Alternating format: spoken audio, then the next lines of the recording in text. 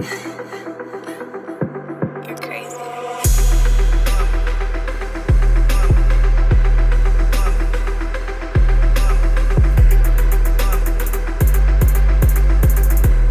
What's going on, everybody? Welcome back to another episode of the Viall Files Ask Nick edition. I'm your host, Nick, joined by Amanda and Allie. Hi. What's going on? Hi. What's new? What's cranking? I have a question for you people in relationships. Just getting right into it. Okay, Yeah. right. Well, because it's Happy Valentine's Day. Yeah. Tomorrow. Yeah. All you lovers out there. Happy Valentine's Day. And the non-lovers. Yeah. And the fighters. Happy Valentine's Day to the fighters. Yeah. I would love to go to a Valentine's Day party of all the fighters. Just, no time to end it. Just keep fighting the fight.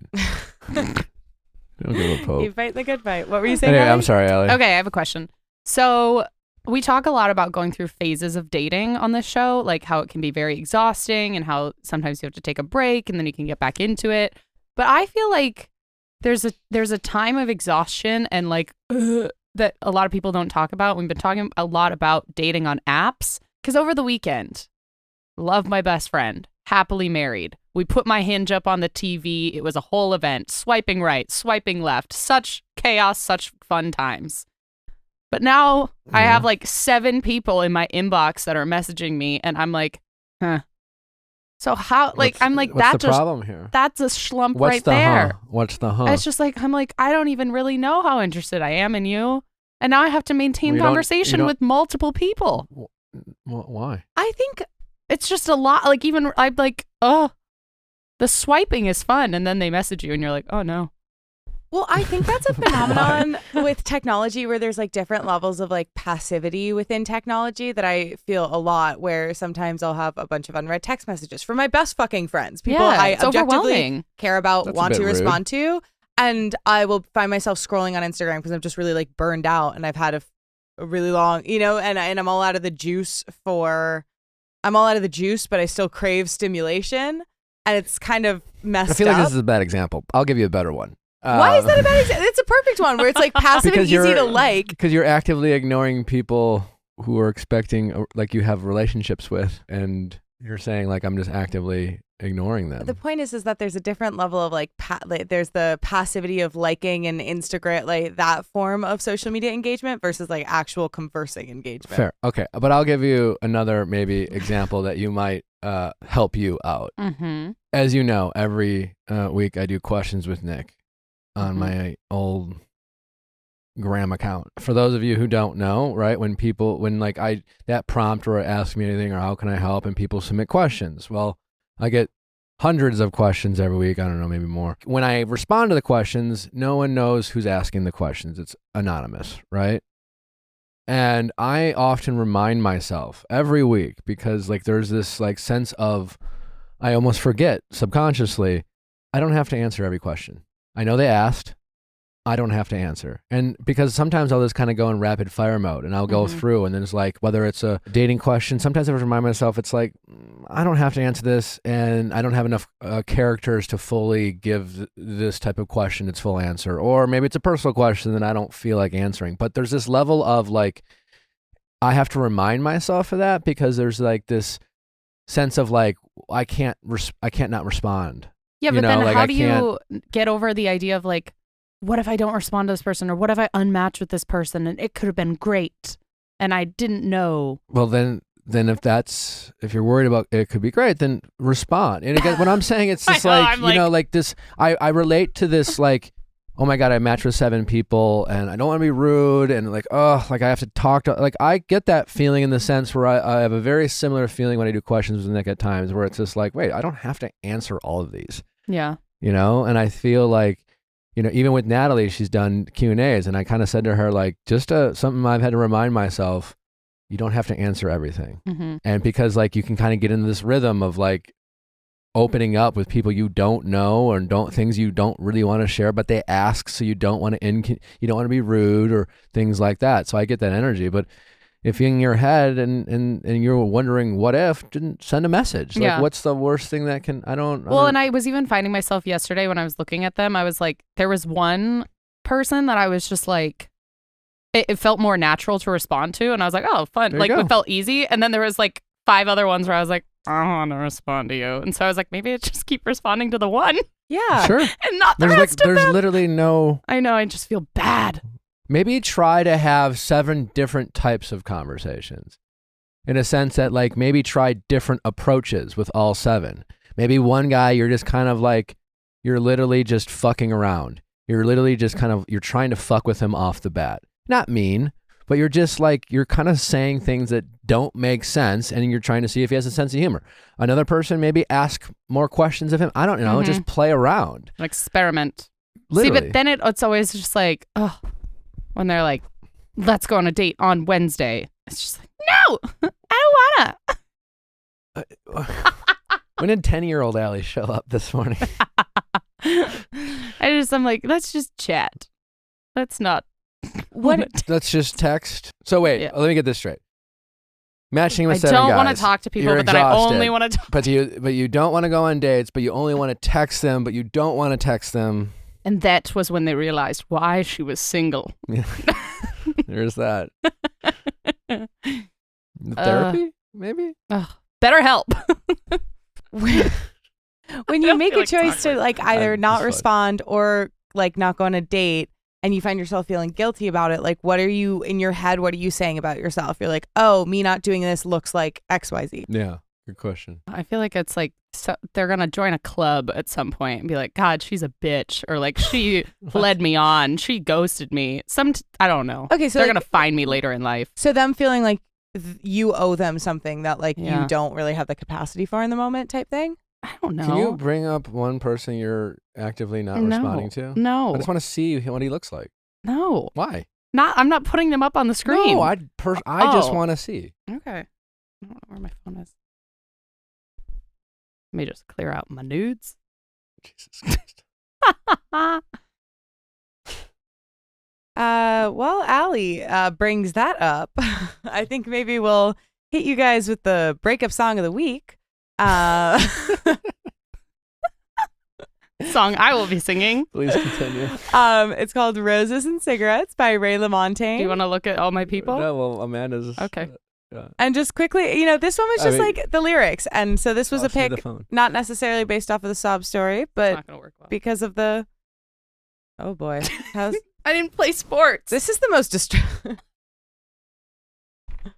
Oh my God. Wow. Good catch, Please Nick. continue. That had some spin on it. Oh. Roses and So Cigarettes, stressful. Ray LaMontagne. The lyrics that resonated are Roses and Cigarettes, pillowcase that remembers you, the scent of you lingers on my fingertips till I think I might go insane. When will I see you again? They didn't include a message as to why it resonated, but the lyrics and the but it will song show itself. up in our. It'll be in the playlist. in our playlist.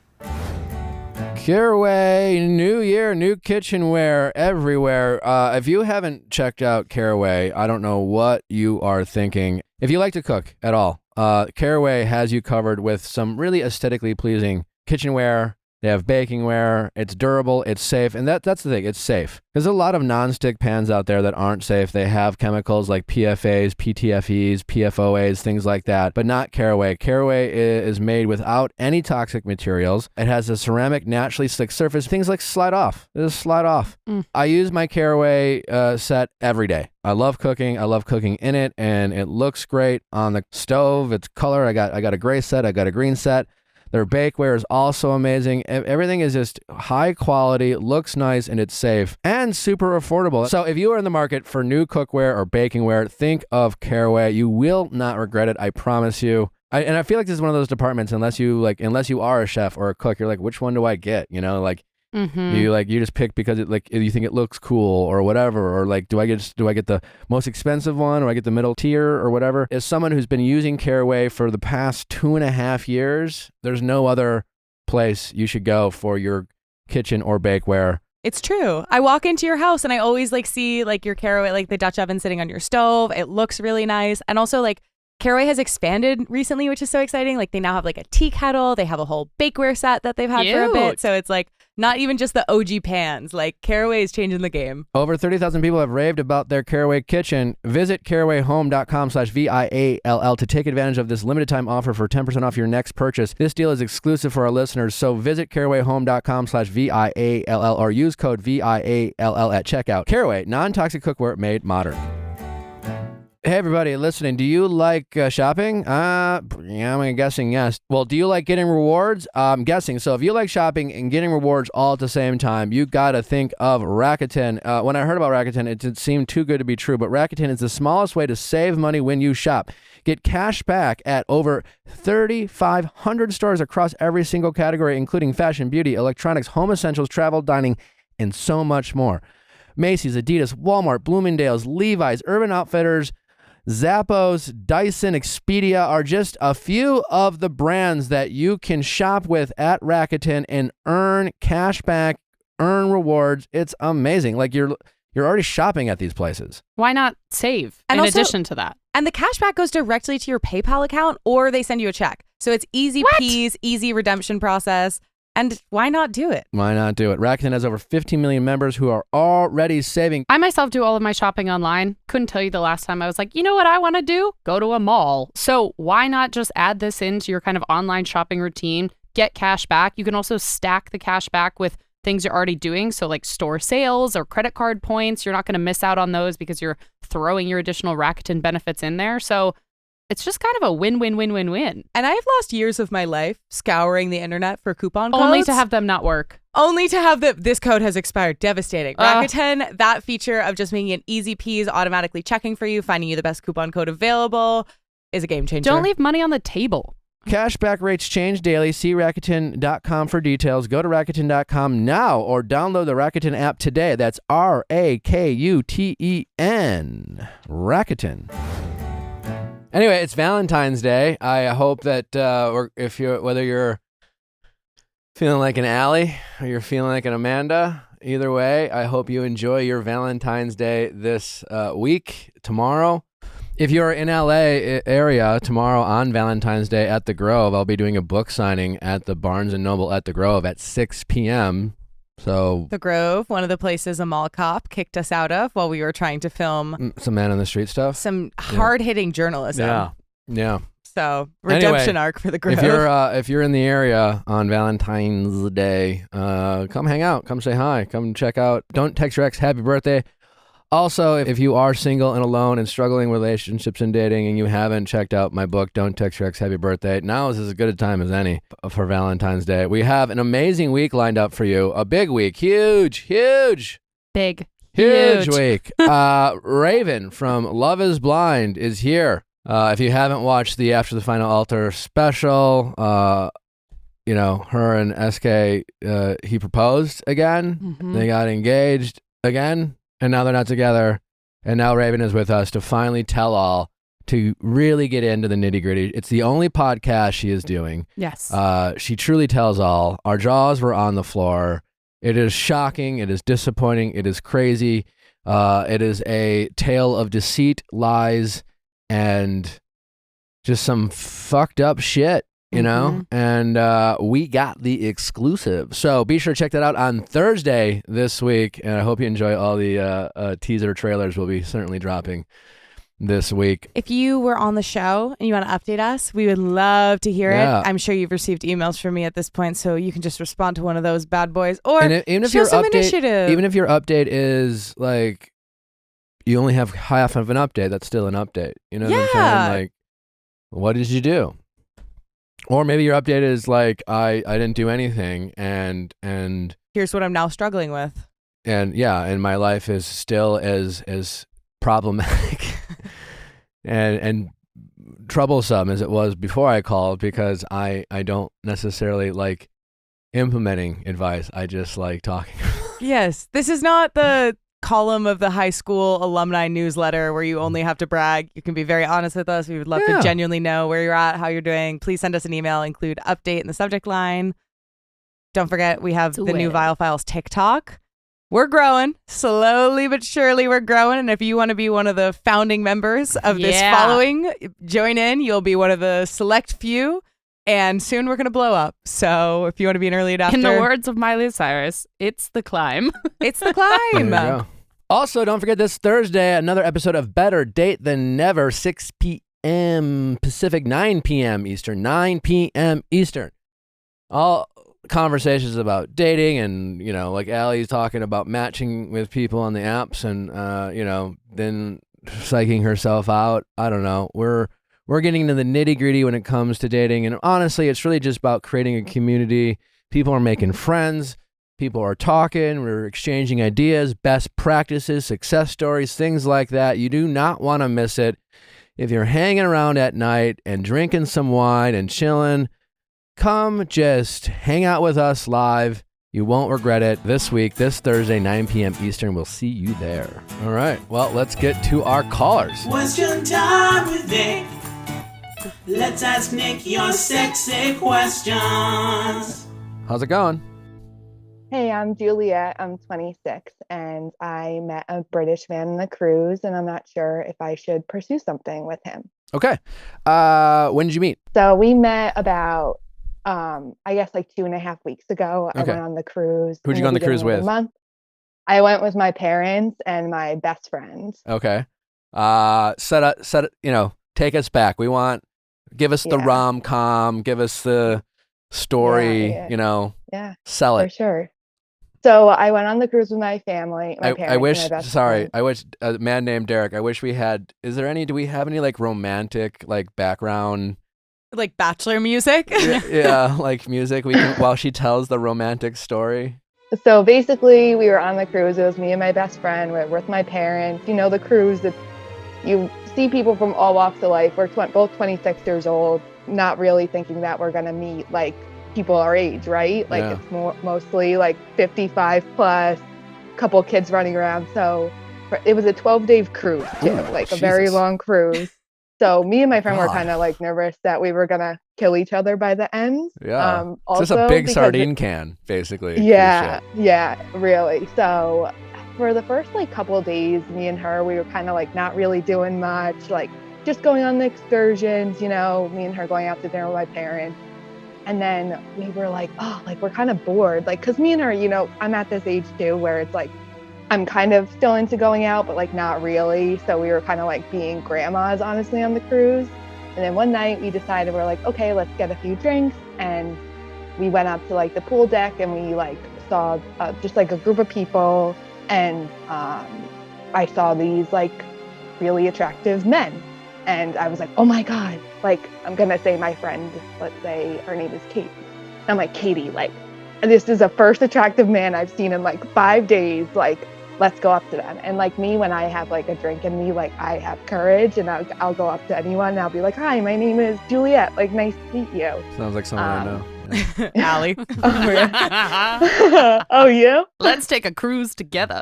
Yeah, it would be good wing women together. Yeah. Hey, But, how old are you? What do you yeah. do? What do you do for a living? What are you up to? Shut up. What do you Back to Yeah. the story. Exactly. Same. So I went up to them. My friend Katie, she has a long-term boyfriend. So she's a good like wing girl. She'll hang around, but like it's fine. So I go up to him and I was just like immediately like, oh my God, like I'm in love. Like you kind of think I'm like a hopeless romantic to begin with. And like he's a tall, That's why we're playing the music. like attractive like man. And I heard the British accent. I was like, dear God, like this is like so cute. And I was like, oh, like honestly, he's probably like a douchebag. Like, sorry, I don't know if I can curse. Like he's probably like, You you can know, curse, yeah. classic Fuckboy. guy, you Yeah. know? Yeah. So we kind of hung out a few times. Like obviously there's drinking involved. We're like in the hot tub, hanging out on multiple occasions, and me and him like just had some really deep conversations. Like Mhm. I feel like, and he was very different than anyone I've ever dated. Like Well, very yeah, he was British and had introspect- an accent, so. but also yeah. For Also, sure. it's like the vacation boyfriend situation where everything's Yeah. Oh. heightened and it feels so like In what- spontaneous. In what ways was he different than anyone you sound like a person on The Bachelor right now. In what way was he different than anyone you've ever met? So me, like, I've always gone for like the classic masculine energy, like more on the conservative side, and like when we were having conversations, like for example, like there was like comedy shows like on the cruise ship, And he was like, oh, like me and Katie were saying we wanted to go to like the comedy show. And he was like, oh, like, I don't know why you guys would want to go to that comedy show. Only Americans, like, all Americans do is make fun of women. Like, and I was like, what? Like, it's a comedy show. And he was like very like feminist and kind of like just a very different than any guy I've ever dated. And it was nice. Yeah, we just had like really deep conversations and yeah, I don't know. Did you fuck? We definitely got into some stuff, yeah. for Cue sure. the soft porn music. Oh god. What did you do? What do you mean? Did you have sex? Yes, we did. Okay. How did that happen? Like where did you go from hot tub to let's go back to my cabin, whatever it's called? So obviously there was it some like a Titanic drink- kind of like on the front of the ship while everyone was asleep at 2 a.m.? Did someone almost fall in? You know, like what? Yeah, so I'll so it was a couple of nights. Obviously drinking's involved, you know, like, but you know, like one night, the last night in particular, we were in the hot tub all hanging out like during the day, not really drinking, just hanging out, talking. And then later we met up and then we were all like in a group of people, just a big group. And then me and him kind of like veered off to the side. We were on like the dance floor in like the club on the ship. Me and him are dancing together. And then I try like, and me and him are talking like, oh, we'll never see each other again. Sad, sad, sad. So I try to give him my You should like definitely have Instagram sex. handle. What? No, Yeah, sorry, like, you know. commentating. But I try to give him my Instagram handle, and obviously the Wi-Fi is not working on the cruise ship. And I'm like, oh my god. He in was my like, head, oh, I'm I like, can't give you my hand. I'll just give you my dick instead. I'm sorry. I'm just kidding. You have to do it in the accent, though. That's what really. Yeah. Give me dick Yeah. instead. It's definitely not Sorry. as good. We're I don't- harassing you. I can't do it. Yeah, sorry. Yeah. So I'm trying to give him my Was Instagram. it good? It's not, Was it oh, good? it was very good. Okay. It was very good. It was very It was. That was sweet. Feminists Yeah. are better lovers. Right now, Hungry Root is offering the Viall File listeners 30% off your first delivery and free veggies for life. Go to hungryroot.com/VIALL. That's 30% off your first delivery and you get free veggies for life. I'm getting a Hungry Root delivery this Saturday. What's in it? And I have been salivating. You know, I'm going to talk about the almond chocolate chip cookie dough. I am obsessed with this. It is so delicious. And that's the thing about Hungry Root that I really like. In addition to having like kind of a curated meal service experience where they'll give you awesome recipes and awesome ingredients, they also have these signature products that just like really level up their dishes. I also really like their chili verde salsa. So good. I first tried it because they suggested this awesome, I think it was a taco recipe, like a fun shrimp taco recipe, which was nice because it was inspiration. I sometimes do not be seeking out a lot of different cooking opportunities. I'm very guilty of just making the same thing over and over again. So it's really cool having a place that's like making it so easy for you to try new things. And in doing that, you discover things where you're like, I need this for the rest of my life. Speaking from experience. Well, and the nice part about Hungry Root is you go in, you enter your preferences with the quiz. They will curate for you based on, you know, any dietary preferences, how long you want to spend cooking, which is nice, how many meals, how many snacks you need during the week. But then you can go in and kind of perfect Fully it from edit. there. So if there's something that really you do not like I myself don't love tofu, but so I went in there and quick swapped it out for like a salmon entree and it was great. It gives you the recipes that are super easy to follow, but you can also be creative and combine things and make your own stuff. And like Ali said, you can fully edit your cart. One time I just did an order that was all the cookie dough. Right now, Hungry Root is offering the Viall File listeners 30% off your first delivery and free veggies for life. Go to hungryroot.com/VIALL. That's 30% off your first delivery and you get free veggies for life. Their broccolini's good. Ugh, so good. You can't beat this deal. That's hungryroot.com/VIALL. Don't forget to use our link so they know we sent you. We got in bed a while ago. Natalie got back from Paris, and she said, I wish people could just know how comfortable our mattress is. It is like a dream come true. And the truth is, you can, because, you know, we didn't have it like custom made or anything like that. We didn't have like little elves make our magical bed. It was Helix. It was Helix. That's all they did. We just went online, we took a quiz, we got a mattress. It was super simple and fast and fun. And now we sleep on what we call a magical mattress. We're floating in heaven when we're in bed. It's incredible. I don't know what else to tell you. I've said this every time I talk about Helix. I'm a customer for life. It is amazing. It is incredible. If you sleep on anything else, you're a fool. You're spending more money than you need to on all these other more expensive and fancy mattresses that take longer to make.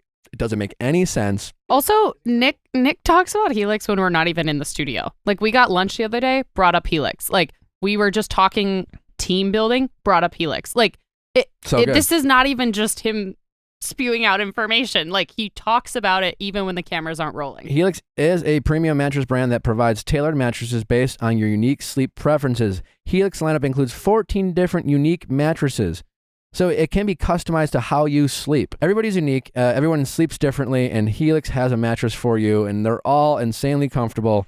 And if you don't have one, I just think you're a little nutty, if I'm just being honest. Helix is offering up to 20% off all mattress orders now, and 2 free pillows for our listeners. Go to helixsleep.com/VIALL. This is the best offer yet, and it won't last long. With Helix, better sleep starts now.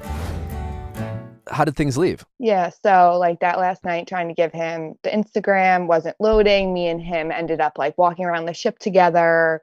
We were already pulled in back into New York City, and he was like, oh, let's go up to the top deck and look at the skyline. And like, I'm from here, so I was like, it's cold up there. Like, why are we going up there? We went up there, hung out, walked around, and he ended up, there was like just a random person. He's like, oh, can you take a picture of us? So then he took a picture of us together, and I think it's a really cute picture. And I honestly totally forgot about it. And then it was the next day, we had to leave the ship at like 7 a.m. We like said goodbye that night. Is this the And then picture? I It's was a like, good picture. It's a nice picture. It's a cute You guys look picture. great. It Yeah. is. Don't The love his person who shorts. took it. Hey, You know what, Nick? I know. I didn't realize. You're being I'm like, nitpicky. maybe- You're being nitpicky. It's an ick for me. Yeah. But he also seems really, really handsome too. Yeah. Very handsome. Yeah, look at your shoes. You're killing it. Catch you in Hoboken Thanks. sometime. Peace. I miss you. Safe flight home. So that was sent like the next day. He like didn't follow me on Instagram because he only like screenshotted my handle. I was like, oh my God, I'm never gonna hear from him. Like, he's never gonna like find my Instagram, like whatever. I was kind of like, okay, Katie, this is like a vacation romance. And then later that day, it was probably like later in the afternoon, he was taking a flight home that night after we got off the cruise. And then all of a sudden I got a message, has requested to follow you on Instagram. And I was like, oh my God. Like, I was like, I'm never going to talk. Like, I just couldn't believe it. And then he sent me those DMs quickly after. You have a shirt for tomorrow, or just rocking some sports bra and yoga pants? That's the one? No, Wait, no. no. That's a different color? Sorry. I was like, what? Did I miss something? Oh, that nice to meet you. Hey, here. It's like, wow, that's a weird line. Bam! Yeah. Nice to meet you. Here, have a souvenir. Sent a picture of you two. Oh. Yeah. So Catch you I in forgot Hoboken about that. sometime. Oh, I'll miss you. And where have we gone from there? So obviously, like, so that's kind of also like, he's like liked my stories that I posted, harmless thing on Instagram, but I haven't messaged him and he hasn't messaged me since. So I know it's like very far-fetched. Okay, and I'm like a hopeless romantic to begin with. I know this. I've talked to multiple friends about this situation, telling people at work, coworkers, but I just feel like it was kind of, for me, I've been dating for a while and I've gone multiple dates, like, and to find a connection like that and a spark, like, I was just like, it was different. And like, don't get me wrong, I understand this is like crazy, like he lives all the way in the UK, I live in New York, but Okay, I am supposed to be minus the aligned beliefs, minus the spark. What do you like about him in the 12 days you get to spend time with him? Because the spark, I think we can attribute that to the situation, the excitement, The background music. But what other, because like he does wear those shorts. Nick, yeah. the- let the man wear shorts. It's a cruise. Yeah, that would He's have, European.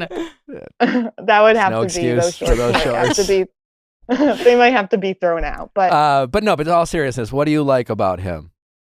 I just really liked his personality. I liked the way he spoke to people. I liked the way he like when I was talking to him, I felt like he really heard me. Like he was very like just a deep person, and just his outlook on life was really interesting. He's a little older than me. He's like traveled a lot. Just seems to like I don't know, liked his personality, dancing on the dance floor with me, not caring. Yeah, just I felt like we really got along, and if he lived here, it might have turned into something different.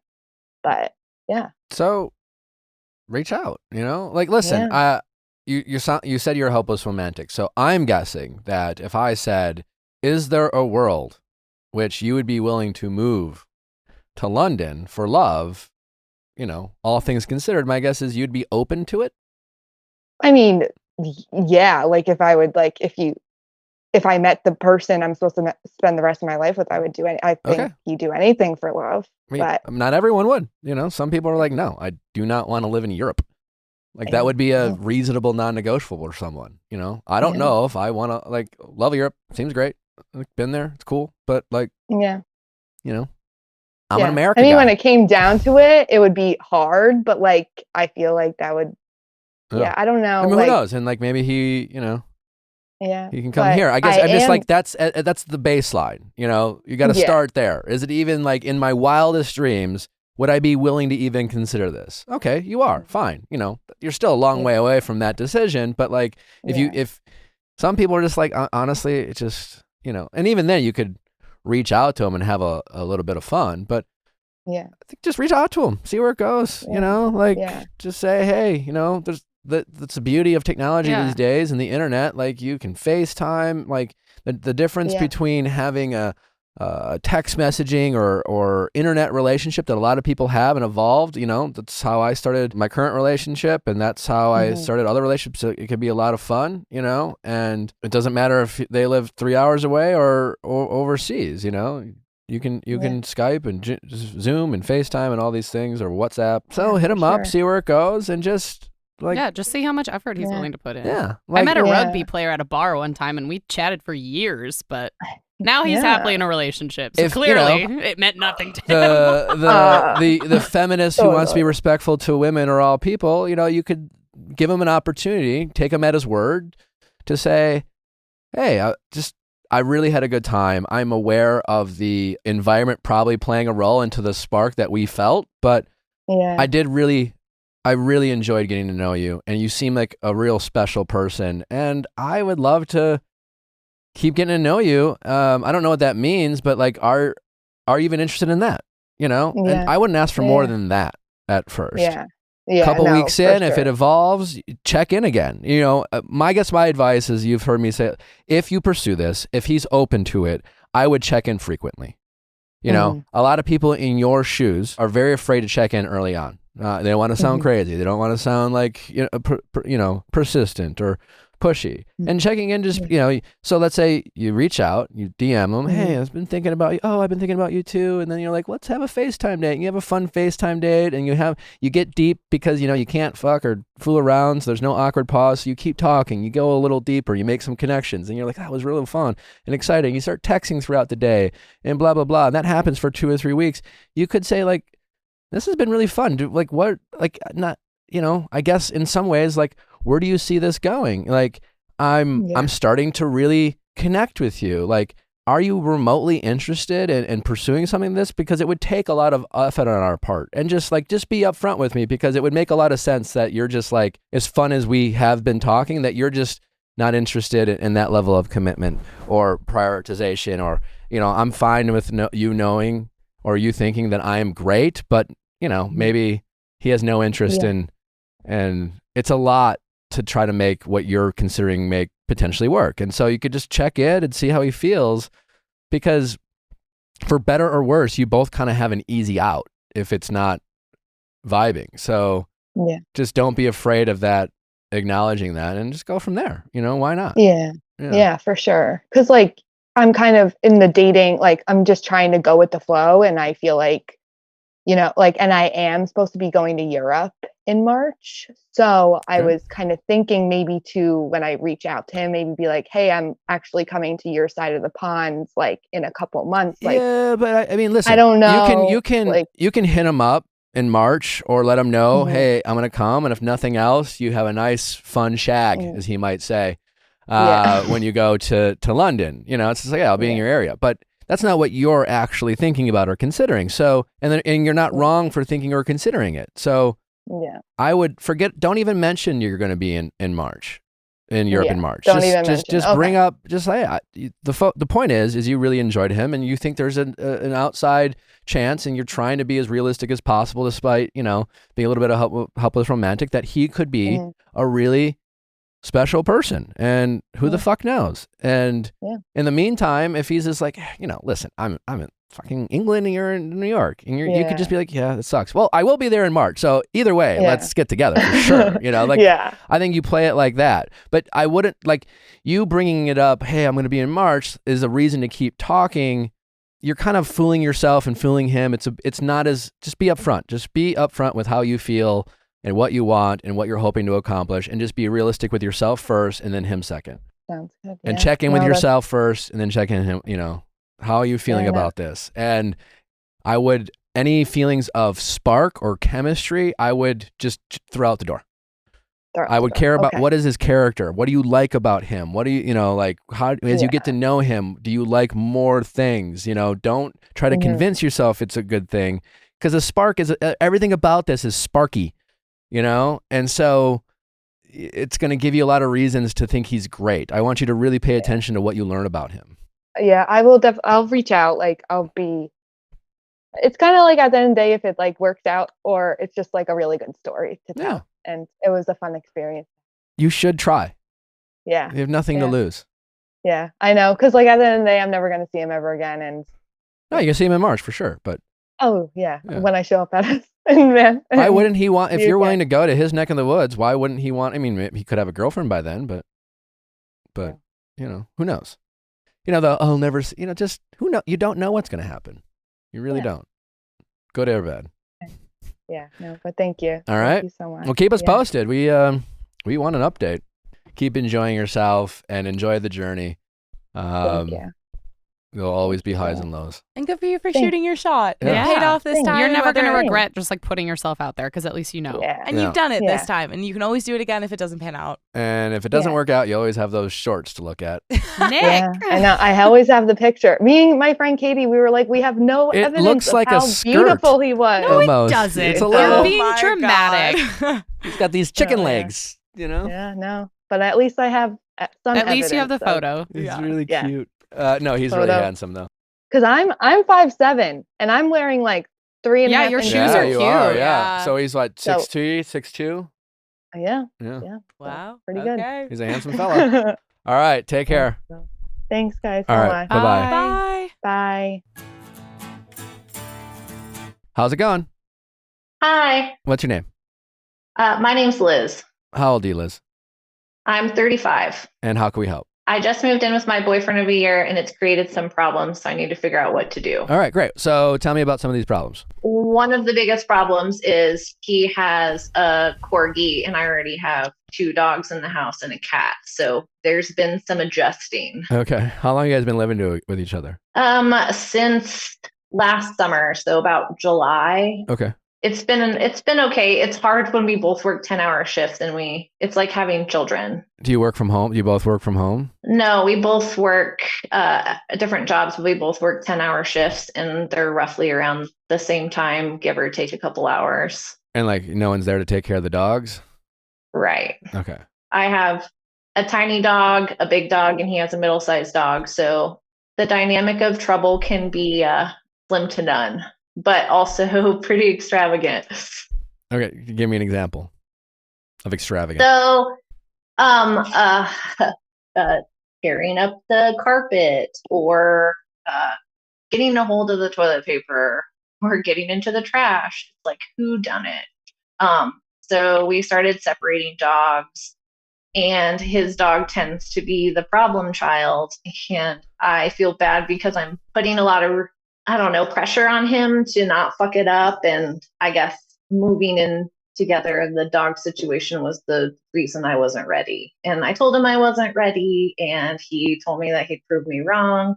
And unfortunately, he hasn't done that yet. But So it sounds to me like it really isn't about the dog. I just don't. It sounds to me like you maybe weren't ready to move in, and he won that battle.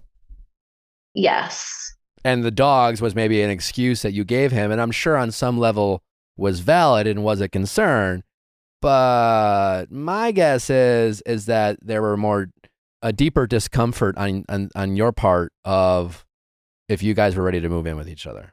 I would say yes. I tend to play the caregiver in roles to where I just want to take care of everybody. I want to I don't know, I'm the romantic person that will make cookies for you when you come over before you even knew it. Or, I don't know. I feel like I wanted all these things, and I feel like he was just doing things to make me happy. And it pretty much got to the point where the dog wasn't really the situation. It was more an addition to something. My boyfriend was married when he was 18 for 10 years. And I feel like he got comfortable living with somebody and having that family life. Sure. And I wasn't really used to that. So it was more, it became, oh, what am I making for dinner? Or, oh, I have to clean the house. Or I don't know, living together, you see a lot of each other's flaws. And I feel like he wasn't really trying to help me do much. He was, I don't know, getting comfortable. And it got boring for me fast. I mean, I had to make all the plans. I had to make sure that if he came home from work, that he had something to eat, that the house wasn't a mess, that I don't know. So as soon as he moved in, you started feeling more like a caregiver than a partner. Yeah. And it started to I should have seen the red flags before. It kind of started out really fast. I met him, and he was very sweet and very genuine. And I don't know, in a way, I felt like I was out of his league. So I never had to worry about jealousy and stuff like that. He had vaguely told me about his past, but he was married from the time he was 18 until he was 28 years old, which was only 5 years ago. So I started to feel like maybe he didn't give himself the time to grow. And instead of changing and bettering himself, he just got used to having someone take care of him. And I ended up filling the role that he didn't have. I ended up replacing his wife without, I don't know, it got hard to where I had to deal with the dog situation because I work in vet med, so I get to take his dog to work. But then I felt like a dick because then my dogs get to stay home. Question, and it's just you and I talking here, do you want to be with your boyfriend? Yes, but I feel like he's got some shit to figure out. I don't know. I'm thankful that my parents, had me talking to a professional when I was young because I had to deal with my shit, and I had a shitty relationship. What shit? Because I'm sure it sounds like he has some imperfections, and I get that, but you haven't really described to me any major issues other than maybe he's just a little too comfortable with kind of playing house and his role in a domestic kind of partnership of living together and his responsibilities. And everyone can benefit from individual therapy, but this does sound like a relationship problem. And so you guys could do couples therapy, and he can also do his own therapy. It doesn't have to be one or the other. But as far as the relationship goes, this does seem like something a relationship therapist could help you guys work through. If nothing else, you may come to discover that maybe, this isn't what you want. And I don't think there's anything wrong with you guys starting couples therapy. And if for no other reason, you can work some shit out, and maybe he gets comfortable with therapy in general. And maybe the couples therapist can suggest, specific reasons for him to get therapy. But I'm getting the sense from you that, you've said you've had some experience with therapy in the past, and you feel like you're, grounded and kind of comfortable with where you're at, and you see some, flaws in him that maybe he doesn't see in you. And that all might be true. But at the same time, it almost feels like a bit of a, excuse, on your part, you have and some valid frustrations with the relationship right now. And you want to be with him, but kind of thing. And I don't think it's, I'm sure he has work to do, but I'm getting more of a sense that you're just not sure if this is it for you. Yeah, I think I just want more from him. Like it took a lot. I mean, we talked after Christmas because I don't know, I just needed to talk to him. But he finally told me that he was alone. He's only been alone for like 8 months of his life. And sometimes I feel like I'm a very outgoing person and I kind of want him to be his own self. I mean, we started dating and he stopped hanging out with friends. He wanted to hang out with me. Okay. I invite him out with my friends, but I want him to be his own individual person. Yeah. And have his own, like, I don't want my things to be his things. And I feel like lately we were just meshing as one person where I want him to like stand out. I want him to go have friends. Like I want him to be confident. And I guess it stemmed from I went to one of his work parties and he loves his job. But I felt like I was like, tell me who this person is. Like you talk so much about them, like introduce me. And I don't know, sometimes I feel like he's this shy guy that just needs to like have a breakthrough. And I don't want to just have a half-assed partner. I want him to be the best for himself. And so, I'm assuming you've expressed all this to him, yeah? Yeah, we talked about it.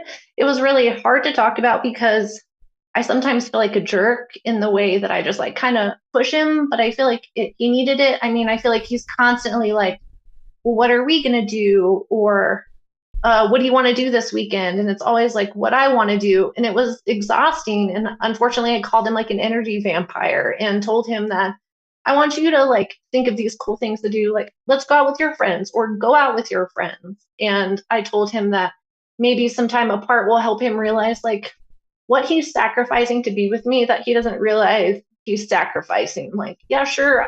Thanks for thinking that I'm great and you want to spend all the time with me. But I almost feel like I'm trying to pump him up and keep myself pumped up at the same time. And so I don't know. I feel like I needed to take a step back and just have like a little breather. And so we've been kind of taking a breather. Like, how has he responded to that? I think he's doing better. I mean, he's been in therapy for 2 or 3 sessions. He said he got back on antidepressants. I don't know. He came over so back in September, I kind of told him, hey, I feel like I'm being asked a lot of, I was starting a new job and it was hard to figure out, like, is the job too much for me? Was the relationship too much? Were both too much? And I needed to figure out what I needed for myself first, because it's hard for me to put myself first. But I feel like in this instance, it was my relationship. Like I felt like I was lifting someone up as a job and also like doing my work job. Yeah. So I told him I needed a break.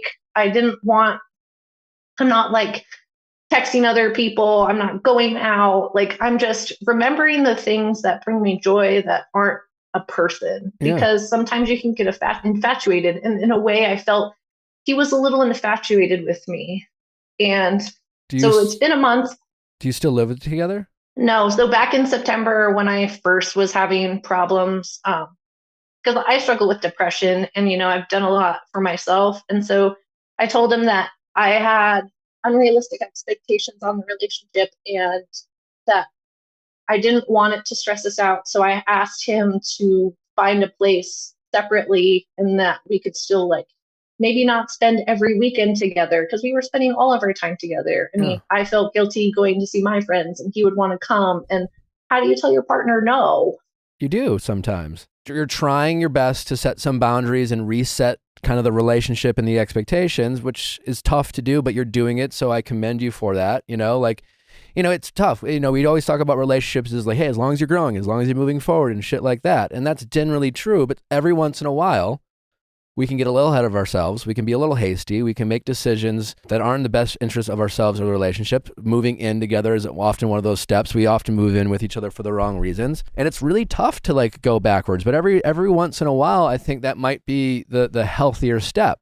But, then you have to kind of get through the reality of taking that step backwards and then not, be too hard on yourselves of what does that mean for us? Sometimes in relationships, we like to, our love is special, our love is better than others. Our love is this. And it's just who gives a shit how it compares to others and things like that. You could argue that this is a really healthy step forward for you guys by taking that step backwards. And I guess the big question is how has he handled this change? And it sounds like he's still doing therapy, which is great. He needs to be consistent with that. I still think couples therapy is an option for you guys. If you after you, maybe another month goes by, if ultimately you're still saying yes to the question of, do you want to be with your boyfriend, but you're still struggling with what that looks like, a couples therapist can help guide you through that, And at any point you can decide to end the relationship or end couples therapy. But if this is something that you're invested in, and you talked about him being an energy vampire, right? This is clearly taking a lot of your energy, but like try to, get help with that. And that's like something a couples therapist can try to do, like sometimes if we've been through therapy, we try to like, well, I'm good, I'm fine, and I don't really need it. And he needs to work on himself. But I'm good. And if he does, then maybe we can be fine. It could be a little bit somewhere in between, a little bit of both. And then, like I said, maybe he does have a lot of individual work to do, but it sounds like the relationship also might need some guidance and some hand-holding and, ways for you guys to communicate these kind of complicated discussions without triggering each other or making each other feel bad, or just maybe having conversations of you sitting next to your partner on a couch with a couples therapy and saying, this makes me feel this way, and having that third party acknowledging that it's okay for you to feel that way and validate your feelings without you feeling that guilt that you often feel when you try to set a boundary with your partner and you try to push back or you try to say no. It sounds like you feel this guilt of like, oh, I'm letting this person down and I'm not being the caregiver I want to be. And sometimes it's nice to have that third party say, no, don't feel bad. This is healthy. This is good. This is okay. And then look to your partner to say, how does are you okay with that? How does it make you feel? Like just kind of play referee, but like you're trying to do this all by yourself. And like you said, it is sucking your energy, and it's just like, it's tough. And so I don't think I think honestly, from what you've told me, you've done a pretty damn good job of trying to take the right steps to correcting a decision that ultimately you regretted making, which is moving in too fast. If nothing else, a couples therapist could really take some of that burden off your plate. And then once you feel less of a burden, maybe you have a clearer picture of what you really want in this relationship. I guess he checks a lot of boxes, and I almost feel like I'm getting like maybe 60% and I could get 90%. So I kind of wanted him to kind of figure his shit out. I mean, I still care about him. I just know that he's got, I don't know, I feel like some sadness that I don't think he works through. I mean, he'll talk about his emotions, but it's sporadically. But I mean, he did come over and get some stuff, and we had a really good conversation. I mean, a lot of times he's always like, how's your day? Or how was your day? And I hate that stuff because I work in ER vet med. My day's sometimes not good, and sometimes I don't want to talk about it. But now that we actually he's talking about his feelings and he's hanging out with friends and he's finding hobbies, I think he's getting more confident in himself, and that's all I wanted. I guess my problem is usually after it's either you're together or you're not, but we're taking this break, and I told him I'm not worried. I didn't give any boundaries, but I don't feel like he's going to be talking to girls, but it is in the back of my head. And I admit I'm lonely. And so it's at what point do you, what is the allocated amount of time to give somebody? I feel like a jerk, but at the same time, it's like I'm broken up with somebody, but I can't heal yet because I'm leaving the door open. And so it's just this weird feeling where I feel vulnerable, but I have to be the strong woman. And so I'm just well, yeah, I don't know, I think what's the breaks are torture because they are very complicated, and then they exactly how you feel, I think most people feel. So if you're asking me, I think this separation I'm in favor for. This kind of vague, undefined break I'm not in favor of that. I think you guys need to get on the same page of what is this? What are you together? Are you not together? You don't have to live together to be together. You don't have to spend every day together to be together, right? You just have to figure out what you both are comfortable with, and then you can go from there. So I think, you are you're not helping yourself either, right? Because you're confusing yourself and and that it's okay. But like, I think step one is you need to decide, do you want him to be your boyfriend? Regardless of how much you see each other or how much you hang out, do you simply just want the expectation that you both are still in a committed relationship and not dating other people? That's step one. Two, if the answer is yes, what are you comfortable with in terms of how much you see each other? What are the expectations in this relationship? Let's try seeing each other. Let's go on a date once a week. Let's check in with each other 2 other times a week. I don't know. I don't think there's any bad answers. Again, a therapist might have a different opinion. And then just go from there and just set because right now you're just like, are we together? Are we not? I don't know. And if you don't want to be together, that's also fine too. But like this, it would be all consuming, I think, for anyone to kind of be in this kind of limbo that you've created in hopes that, and also like, keep in mind, if he has work to do, it ain't going to happen overnight. Right? No. So you can't do what you're doing right now for any lengthy period of time. So you just have to decide for yourself, am I willing to be in this relationship as long as he's willing to consistently work on himself? And as long as he's willing to put in the work, I'm willing to give it a shot to, and that could change any day. And then what are the expectations of this new defined relationship, of how much time we spend together, and what are our expectations about hanging out with friends and things like that? And what am I comfortable with in terms of helping him? Like that's where you have to draw the line as someone who's like, you recognize that you may have felt victim of being the caregiver, of fixing people, always, like you have to stop yourself from doing that and figure out what your limitations are and then go from there. And then if you want to be in the relationship, I still think couples therapy could go a long way. You could literally be in the relationship, see each other once a week, and there's no justification for needing or not needing couples therapy, But if you want to be in this relationship, regardless if he's also in individual therapy, I think couples therapy could really help you decide if this is what you want. Getting couples therapy isn't some sort of guarantee that you both have to stay together. Sometimes couples therapy just helps people realize that they don't want to be together or they're not right for each other. So you're making him no promises by getting couples therapy. It's just like taking the burden off of you of trying to be the person who's trying to decide what's best for the relationship and decide what's best for him and, decide what's best for yourself. It can get exhausting. I mean, I guess that's why I thought him doing therapy instead of, how I feel like we move as we're like a unit where what I want is what he wants instead of what he wants. Well, actually, he's the one who wants couples therapy. You don't. So true. It's true. So he did offer that, and you said no, which is fine. You have the right to, but that was him trying to take ownership of this relationship. You got to give him that credit, So if you want him to see growth, you also have to be willing to give him credit. I also wonder, because you seem so emotionally intelligent and self-aware, and like those are like hard-earned skills on your part.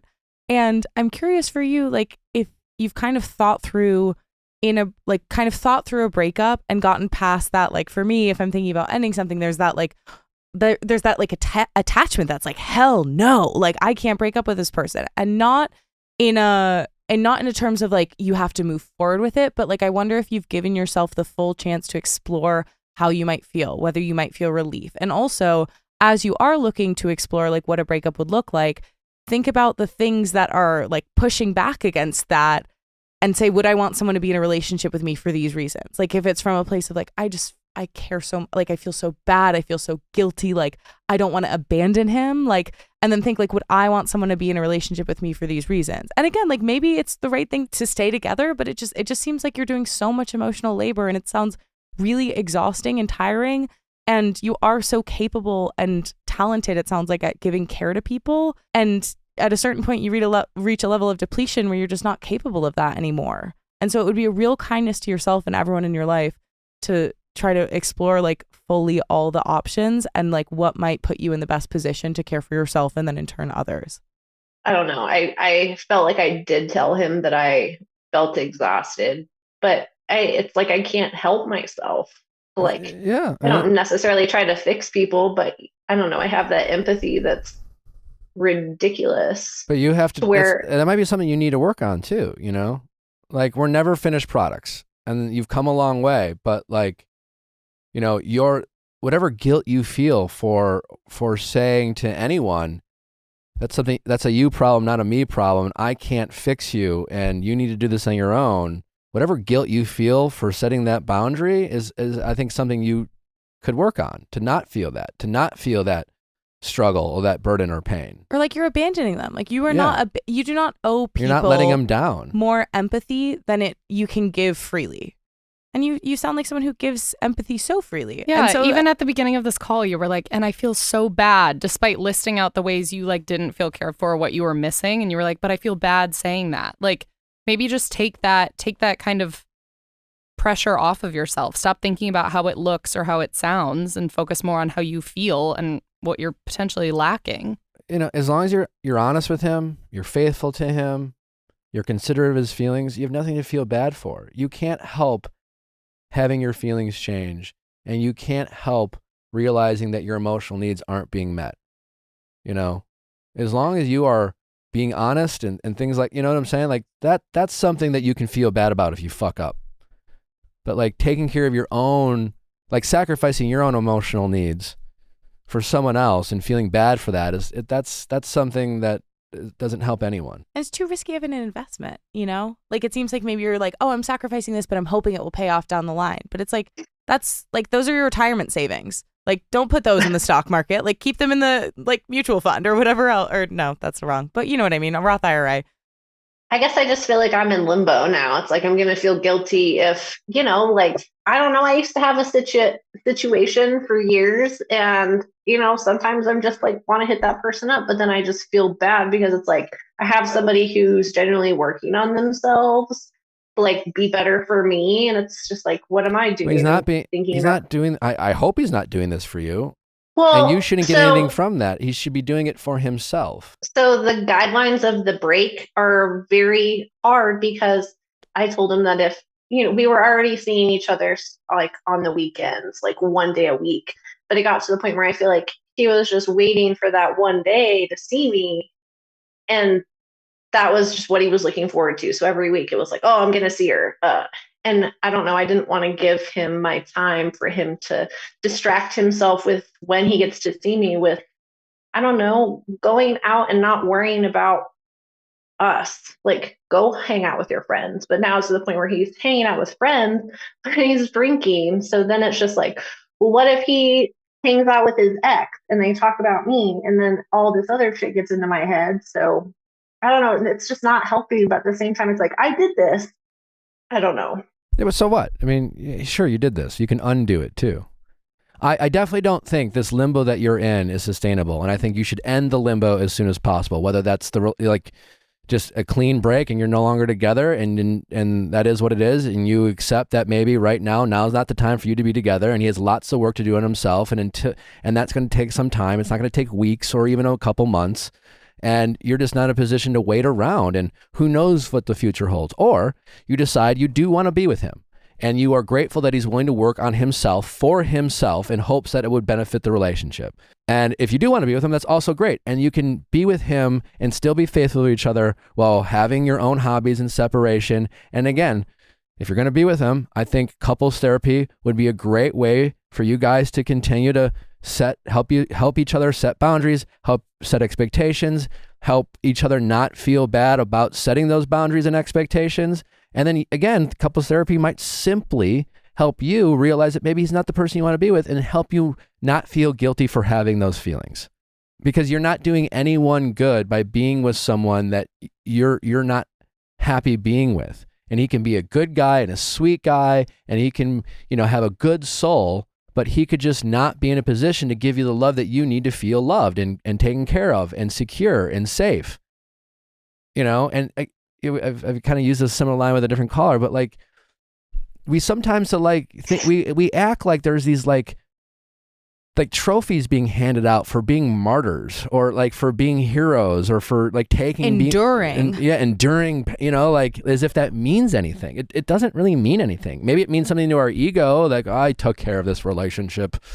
I was the one who got us through it. But like it doesn't, it's your relationship doesn't care who, it's just, and if your relationship is an energy vampire, then you're not going to be happy. It's not so much him. It's just like the dynamic of you two is sucking the life out of you. And you're not happy in this relationship. And might not be anyone's fault, but like you deserve to be happy if you want in a relationship that you want to be in. And, every relationship has its ups and downs, and you can deal with, hey babe, I'm feeling this. Can we work on this? Can we get through this? Okay, great. But you're just kind of beating yourself up and stuck in limbo. And I think you just need to make a decision one way or the other and know that whether there's no wrong decision, there's no reason to feel bad. And you can feel sad, especially if you decide to leave. That's okay. That's healthy. That's normal. That's justifiable. But bad? For what? For realizing that your emotional needs are not being fulfilled in this relationship. And until he does a lot of work on himself, he's just not in a position to do that. But you shouldn't feel bad. You should, you're doing him a favor. You're doing both of yourselves a favor by having the ability to set that boundary and enforce it, even if feelings are hurt in the short run. He's such a nice guy, and I just feel like I'm just beating him down. Yeah, and you're not doing him any good. So, and you don't deserve to feel like that. You deserve to be in a relationship where you feel like you're lifting a partner up. So maybe end the relationship for now. And yes, that's a risk. Who knows what he's going to do, but he needs to work on himself. And that might be that might be easier for you to realize, what does he really do when I'm no longer there? When because doing it for you that's not sustainable. He needs to want to work on himself, even if you're not in the picture. That's when he's really committed to working on himself. I mean, that's all. I just know he's got, I don't know, there's more in there than I don't know. I just know he can be happier with himself because he's great. I don't know. It's just sad to see him. So, I don't know. I feel like his last relationship, she really beat him down. Sure. She was a jerk. And I don't know. I mean, I just tried to lift him up, but I feel like he has to lift himself up too. Yeah. Yeah. Well, thanks for your time. I mean, I don't really know if I have much else. Hopefully this was helpful. I don't know. Yeah. But it's like the toughest situation. Like feeling like you want to be there for someone, and especially when they're nice, and especially when you know what they've been through, and especially because you see the potential. And that just points to who you are. It doesn't necessarily mean you need to stay. It doesn't mean like it's your job to figure this all out for him. Like you said, he has to do his part. He has to do his half of the relationship. And it doesn't make you a bad person. It doesn't make you like his ex because you're deciding to move on for your own sake, and honestly for his own sake too. He can't be relying on someone to do this for him. I feel like there's a part of you that because you feel bad, and maybe that feel bad is knowing that maybe like you might have to leave the relationship, but instead of doing that, you're like torturing yourself. Well, I guess it's just the chance of like, what if it can be great? It's just like, am I being impatient? But it's like Nick said at one point, if you invested a ton of money into a stock and it tanked and you've lost like 5 or 10K, are you going to say, well, I've already put 5 or 10K in, so why don't I just throw another like 2 to 5K in the hopes that it really turns around? And we would never do that financially, but we do that in relationships all the time, where it's like, well, I've put in so much, so why don't I just see? There's also no perfect answer. Yeah. Like if you stay, you're going to wonder if you made the wrong choice, if you could be getting more, right. If you feel resentful for him. If you go, you're going to be wondering like if it was unfair for you to leave, if you abandoned, if that was the right choice, if he's going to have potential. Like, and I think it's important to acknowledge that like there's going to be shittiness in either direction. So don't let that shittiness prevent you from making a choice. Because it's like that's the thing. Yeah, you just need to decide to do something. Because the limbo thing that's what's really sucking you dry. In the Defining Decade, this book by this awesome psychologist, she says, sometimes like you feel like you're in the middle of the ocean and you don't know which way land is, and you just got to pick a direction, and it's terrifying because you're like, what if I'm swinging in the wrong fucking direction? I could be swimming away from land, but it's like you got to swim in a direction. Yeah, I mean that is kind of what it feels like. Yeah, and you can always turn around, swim back the other way, Yeah. like Not to be all, if it's meant to be, but like, if you both regret a decision to move on, you'll find your way back to each other. And I have a feeling that you'll both be stronger, more evolved people when you do turn back to it. I guess that's where I think that's why I said the break thing, because I like don't want to miss out on something that could be great, but at the same time it's tough to do this. Like I've never been on a break before, let alone, I don't know, something that was kind of my doing. Mm-hmm. I don't know, it's making me see a lot of things about myself, but I guess that's growth. Yeah. I just don't know where to go from here. So Yeah. we'll see. Go somewhere. There's no Anywhere. wrong answer. Break up, stay together, but whatever you decide, follow through with it and see where it goes. If you stay together, I really highly recommend couples therapy. You're trying to do all the heavy lifting on your own, and it's okay to say you can't. And if you want to move on, and are you still in therapy? Yes. Okay, that's great. Awesome. Continue with that, But if in your heart you think he's just not the person he needs to be, despite his potential, then maybe he's not the right fit for you right now. Potential doesn't really get you anywhere. I don't know. I feel like I have high expectations. Like, is anybody ever going to make me happy? So I don't know. I kind of feel like. I don't think it doesn't sound like you're being too picky with him. And expectations are high based on what you can give. Like, you probably have high expectations because you expect to give a lot to people. And so, yeah, that might look like getting a lot, but that's because that's like what the level that you want in a relationship. Also, I don't think any doubt about can I achieve what I want to should make you just stay in this and settle. That's not a reason to stay in a relationship. But it's tricky. It's really fucking hard. hard. It's so fucking hard. And the worst is, like you said, because you were the one who asked for a break. And if you break up, the worst is you feeling sad and mourning the loss of something, but then being like, well, I can't yell and scream at someone else. It's my own damn fault. But it doesn't mean it was the wrong decision. It's just like, God, what am I supposed to do? And you're doing it like for well-intentioned purposes, which again, you can get back together, if that's something you both really feel is the right thing. But you shouldn't put your life on hold. If you break up, you should focus on moving on and let him, proceed with his, self-improvement and not keep tabs on him. And, that's a risk you're willing to make. And it's also okay to stay together for a few more months and see where it goes. But just stop this whole break stuff, which you're not even sure, even though it's your decision, of what that even means. And that's the emotional vampire. Could he be hanging out with his ex-girlfriend? I'm not really concerned, but maybe. I don't know. Like, would he do something? Who knows? Like, oh my God. Like, that would drive me nuts. Just pick a direction. And know that you can change directions at any time. And don't feel bad for prioritizing your emotional needs. Okay. All right? Yeah. Thanks, guys. Best of luck. We would love an update. This is like therapy. Okay. All right. I'll give you an update. Give us an update. Take care. We're rooting You're for doing you. all the right things. All right. Bye-bye. Thank you. How's it going? Good. How are you? Good. What's your name? I'm Katie, and I'm 30 years old. How can we help, Katie? I need some help figuring out if I should let my mom run my dating apps. No. Really? All right. Have a good day. Really? You're surprised? Why? I don't. Sell me. Well, so I have like a typical Jewish mother who is every intention for all our of non-Jew people out there. What is a typical Jewish mother?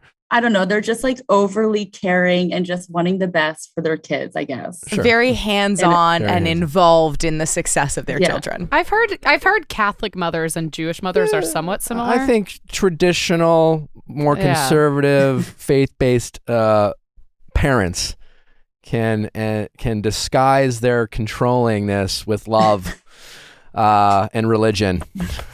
Is my guess. Yeah, no, that's true. They're typically not a fan of boundaries. Yeah, no, that's definitely something I'm working on with my therapist. Yeah. And I also haven't told her about this yet, which I will. Told her about what? So about her running my dating apps. because She doesn't know she's doing it? You haven't told her therapist. No, my Oh. therapist. Oh, Yeah, I okay. haven't told her You think yet. your mom, the mom is unaware she's running? Yeah, no, she definitely knows. Okay. Can you walk us But through yes. how this happened? Okay.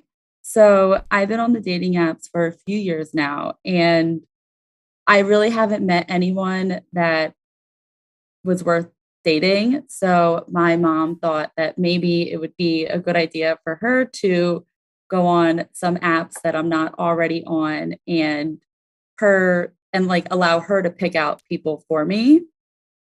Which I didn't think was like the worst idea. I mean, like my mom knows me really well. She has good taste. She loves doing this. She actually has a good background of setting people up. I mean, granted, she knows each person, but I don't know. And she also just has so much fun with this. And I was just wanting to like give her something like some joy. And it also is to help me a little bit. But we are running into the problem of when when she does match with someone, like, and they message me, my mom doesn't know like what to say back or if she should even answer. And I don't really know Definitely what to not. say. Yeah. Well, It's also then you're getting levels of like it's fucking weird to be, there's a level of distrust there, yeah. like I was talking to your Yeah. mom. Like, well, I was kind of thinking of it as like a matchmaker, because like that's basically what a matchmaker kind of does. And well, your mom's not a matchmaker. I know, yeah, she's not Also, one. and she's your mom, and there's some blurred lines there's a conflict of interest per But se. she wants to get her Yenta on, and yeah. Hey, listen, if it's something you guys could do for fun, you could sell me on, this is like a bonding experience for me and my mom. We have some drinks about it. It's fun at the end of the day, but it's for fun. And at the end of the day, there are certain boundaries I have and things I've like said, hey, I'm okay with this. I'm not okay with that. If you want to swipe right, fine. But I'm initiating the conversations. Okay. Also, you don't really get an opinion past swiping right or some version of that. I'll ask you your thoughts if I want to know them, and you are welcome to give them to me, but I am a 30-year-old adult woman, so I'm going to go ahead and make choices for myself. Yeah. No, I agree with that.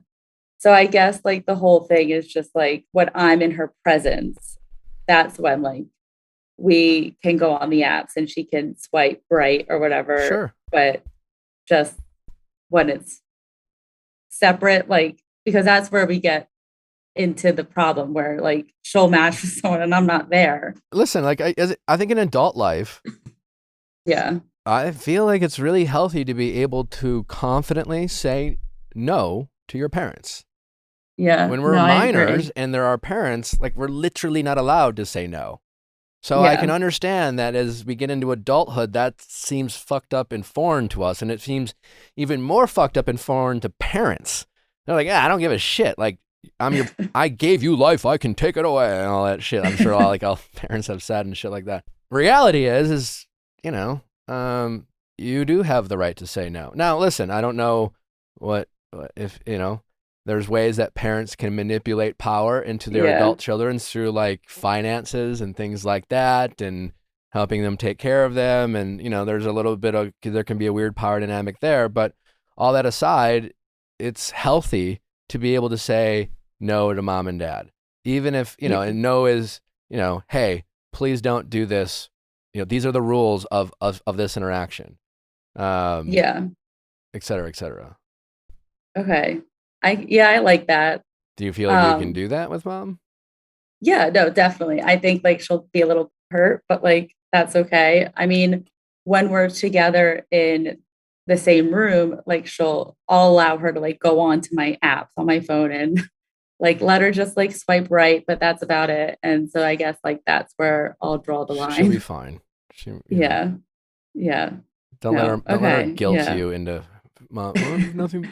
I know. I'm easy to guilt into things like this, especially since I mean, like I'm fine with the apps. It's just like I've been on them for so long, so I'm just like, great, someone else wants to do it for me. That's all fine, but like once you get in the weeds of you're too afraid to disappoint mom or tell mom no, and it's crossing a level of comfort for you, then you need to be able to speak up for yourself and say no to mom and set some rules. And Yeah. the moment you feel like you can't, then you know that situation is not healthy or right or uncomfortable. So like, Yeah. it's, you're not, you know, your uncomfortability with the situation isn't trumped by your mom's comfortability just because it's your mom.